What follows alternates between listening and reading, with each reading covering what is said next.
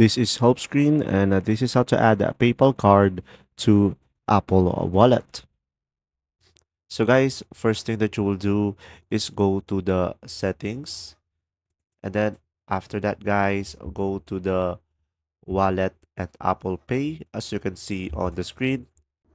And then, guys, under the payment cards section, tap on Add Card. Then from there, tap on which card that you prefer. So tap on a debit or credit card. And then after that, tap on enter card details manually at the very bottom. And then after that, guys, provide your PayPal card details.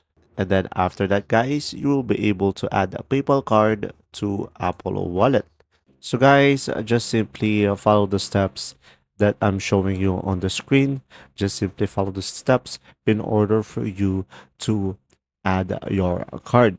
And if this video was helpful, please like and subscribe. And as for watching, see ya.